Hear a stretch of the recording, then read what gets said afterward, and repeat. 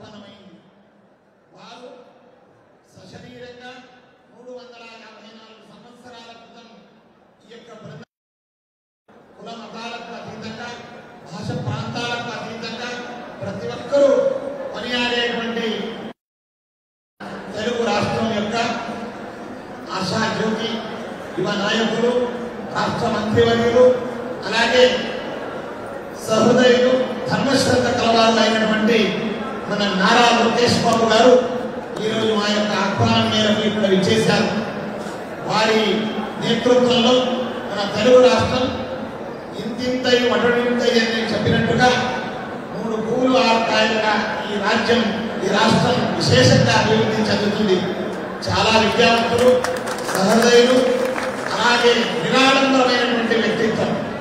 అంతేకాకుండా దేశ విదేశాల్లో సమస్త విద్యలను అభ్యసించి వారి యొక్క విద్యను, అనుభవాన్ని మన రాష్ట్రానికి దారపోరడానికి వారు అంకణబద్ధులై ఉన్నారు. మన ప్రియతమ ముఖ్యమంత్రులైనటువంటి నారా చంద్రబాబు నాయుడు గారు యావత్ భారతదేశంలో కాకుండా విదేశాల్లో కూడా అత్యంత పేరు ప్రఖ్యాతి పొందినటువంటి ముఖ్యమంత్రులుగా వారు పనియాడేటువంటి వ్యక్తి. అలాంటి వ్యక్తి గారు మన రాష్ట్రాన్ని నూతన రాజధాని, అలాగే మన రాష్ట్రాన్ని అభివృద్ధి పరిచేటువంటిదే వారి యొక్క ముఖ్య ధ్యేయంగా ఈ రాష్ట్రానికి ముఖ్యమంత్రులుగా మరొక వారు అధికారాన్ని స్వీకరించారు.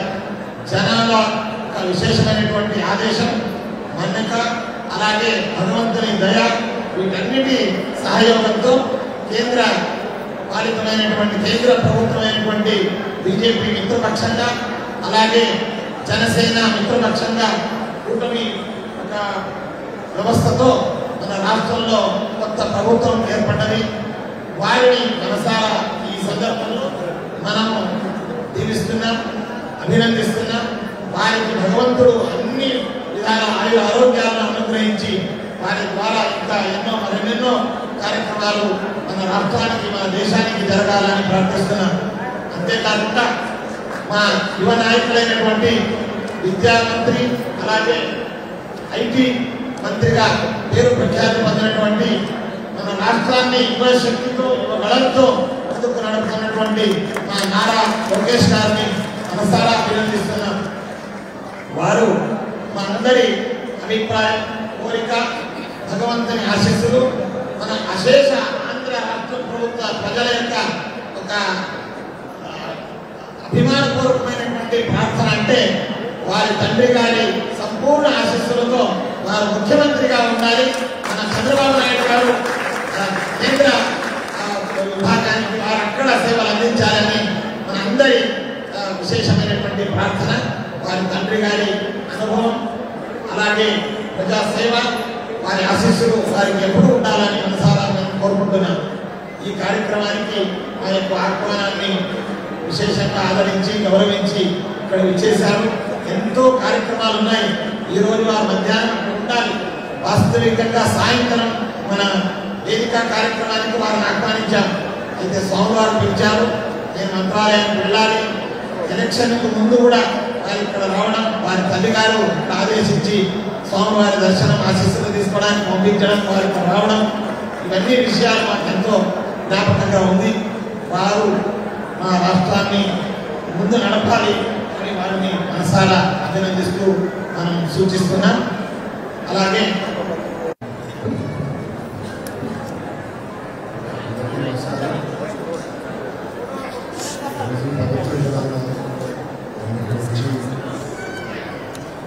స్వామి గారిని దర్శించుకోవడానికి నాకు చాలా చాలా సంతోషం కనిపించింది. ఇది నేను ఒకసారి ఇష్టం. పాదయాత్రలో కూడా దర్శనం చేసుకోవాలని చాలామంది చాలా విషయాలు చెప్పారు. ఆనాడు మా తల్లికి ఫోన్ చేసి మా తల్లిని అడిగా, మీ అభిప్రాయం ఏంటంటే, అప్పుడు నాకు తల్లి ఒకటే చెప్పింది, నీ మనసులో ఏముందో అది నువ్వు పాటించు అని చెప్పింది. ఆ రోజు మా తల్లి చెప్పిన వరకు మనకి నష్టం జరిగింది, స్వామి గారి ఆశీస్సులు తీసుకోవడం జరిగింది.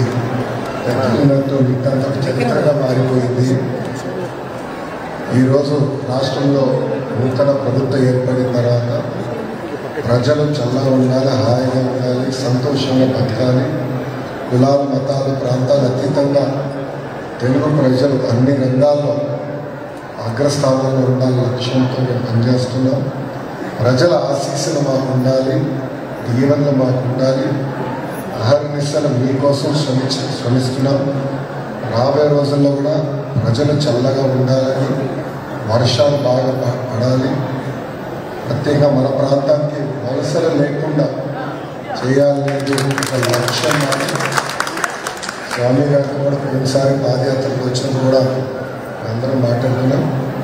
ఆ దిశగా మేము పనిచేస్తాం, కష్టపడతాం. మీ ఆశీస్సులు ఎప్పుడు మాకు ఉండాలని ఉన్న ప్రజల్ని కోరుకుంటూ, దేవుడు ఆశీస్సులు మా పైన ఉంటాయని ఆశిస్తూ ఆర్మిసలు కష్టపడతాం, పని చేస్తామని అందరూ తెలుపుకుంటూ మీ అందరి దగ్గర తీసుకుంటాం. అందరికీ నమస్కారం.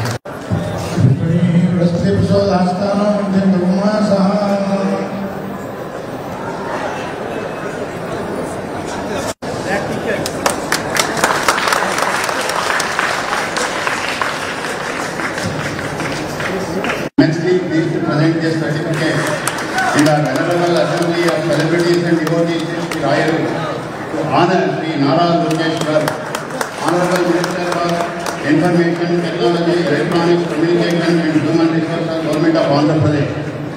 Started his political career in 2014 and now is a value-based politician serving as the Minister of Information and Technology, Electronics and Communication and the Human Resources Development Department in the Government of Andhra Pradesh. His social service and welfare activities are reaching greater heights day by day. He is an ardent devotee of Sri Raghavendra Swamiji, having cordial relationship with our Srimat.